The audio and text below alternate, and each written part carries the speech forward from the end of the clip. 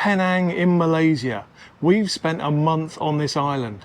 Is it worth your while visiting? And what did we spend in a month? Well, you're going to find out in today's video.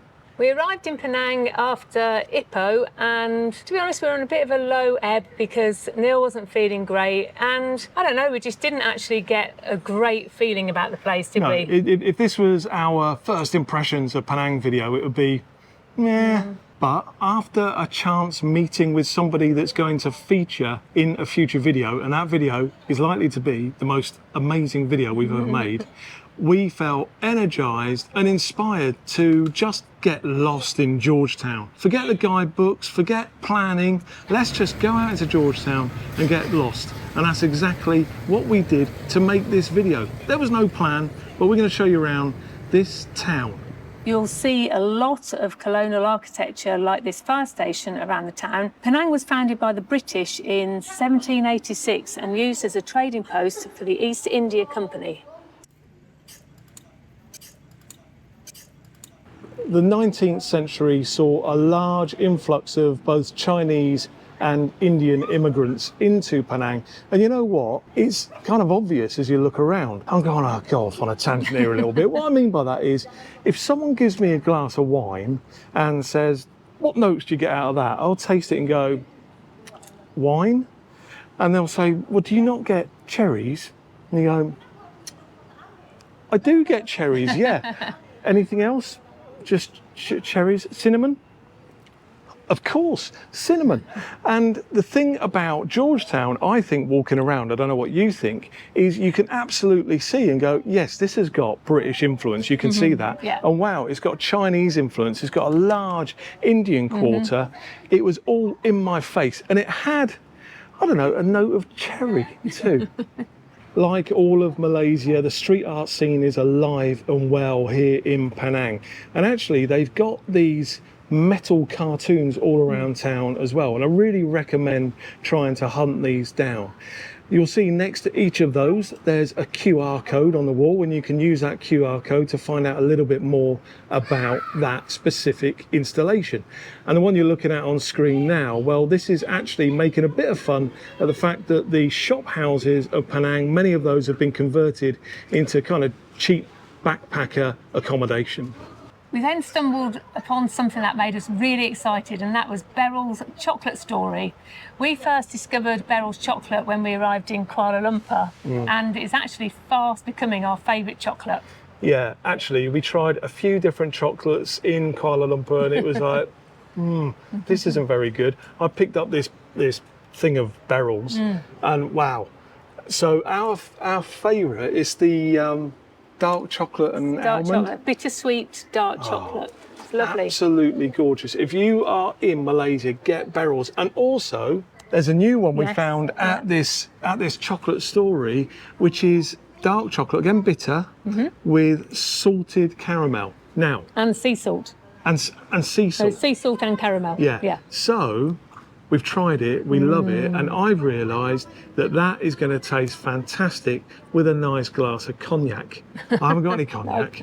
So the one thing I'm going to do is I'm going to buy a slab of that, and if you're not subscribed and the excitement of watching me eating a bit of this Beryl's chocolate with a cognac somewhere in the future excites you, now's the time to subscribe, because I promise in a future video I'll pull out that slab in the right place with a nice glass of cognac and match them together and just see how good they are.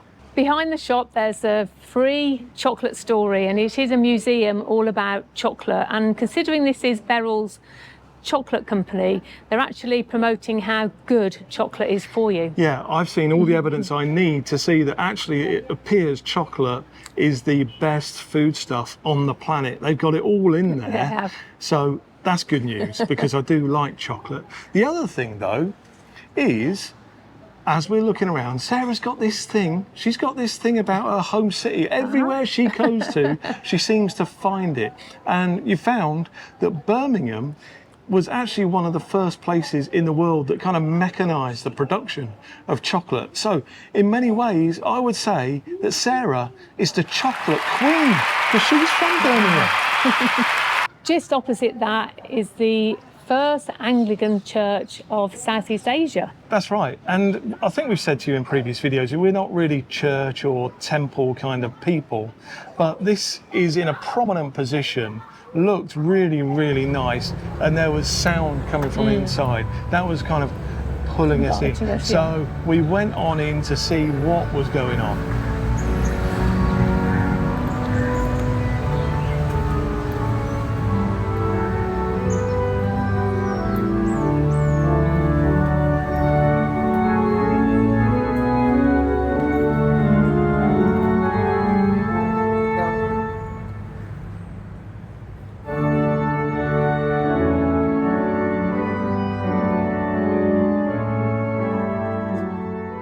And we were in Penang as they were gearing up for Lunar New Year. And we've actually got a video coming along talking about our experience of Chinese Lunar New Year here in Penang.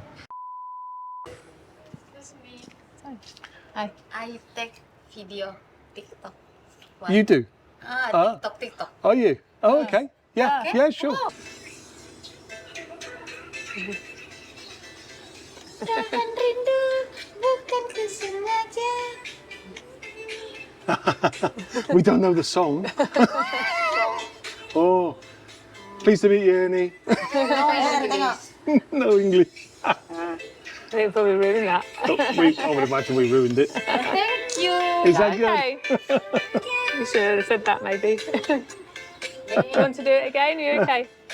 Is that good? Thank you. Kaisa, ambil sel. Tengok dulu. By now we were parched and we needed some aircon, a drink and a bite to eat. So we came across this lovely Japanese space. Yeah, we did, and we were so fortunate. It was huge, and I think space is a good word for it because it's not a restaurant, it's not a bar, it's... I think in a different time of day, probably a evening, I club. think they were gearing up for New Year. Yeah. It's probably a club. We had two absolutely incredible drinks. They looked like cocktails, but they were not. They were alcohol-free.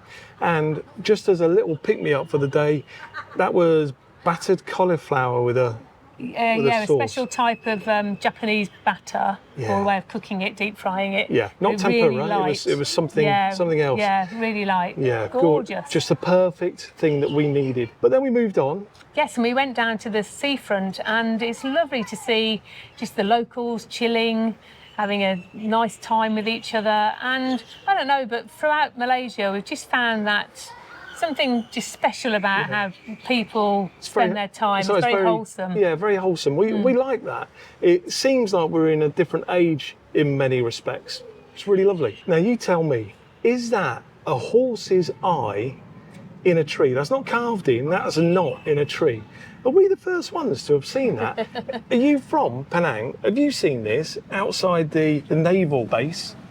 Then there's the main area where most of the street art is, and we loved it there, didn't we? Yeah. Touristy, but just great, watching the world go by and just seeing all this incredible art. Gotta say though, there was this one thing that made me think, and I don't know, reminded me of home a little bit.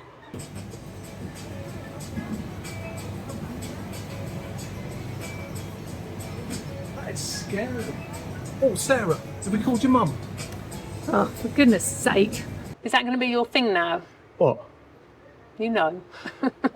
I'm not sure it's going to be a thing, but I do always just get that, you know, you see things, it reminds you of home, and sometimes I'm not sure if Sarah's ringing her mum when she said she was going, so I don't know if it's going to be a thing. If she sees this video, you are in trouble. Good thing for me is she doesn't watch our videos. She does sometimes. It's normally when we show her the videos when we get back to Yeah, the we UK, won't show her this one. I'll just fast forward through that bit.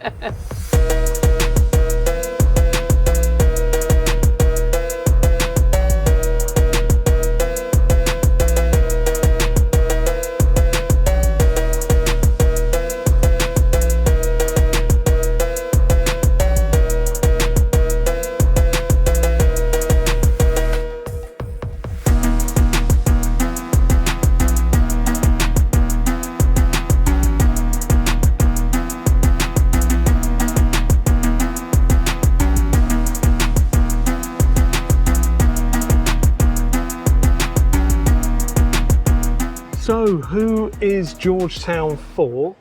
how long should you stay here, and are we going to return? So who do you think it's for, Sarah? Well, we saw lots of couples walking around. Yeah, and it was kind of families. romantic in that way, Yeah, wasn't it? certainly backpackers, and I think absolutely everyone. If you're in Malaysia, you've got to come over to Penang. Yeah, absolutely. We're spending a month here, but how long do you need to spend?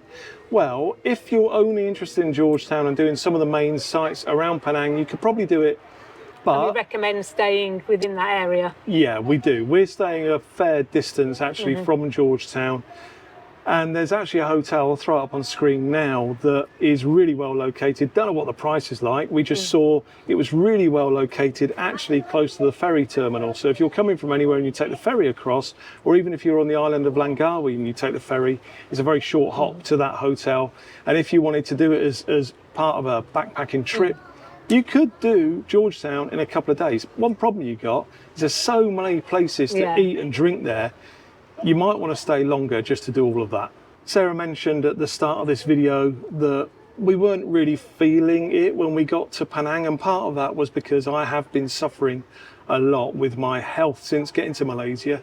And if you're interested in what the outcome is on that, well, there's a video coming out next week where we talk about everything to do with medical in Malaysia, so come back for that. If you're here before then, however, why not check out this? This is our Malaysian playlist with all of our videos from Malaysia. It would be wrong of us to close without name-checking our amazing patrons, without whom there would be no To Go Rome. If you want to come and join the fun that we have on the live streams or get our regular Patreon-only video updates, there is a link in the description below. You've been watching To Go Rome. We'll see you next time. Bye. Bye.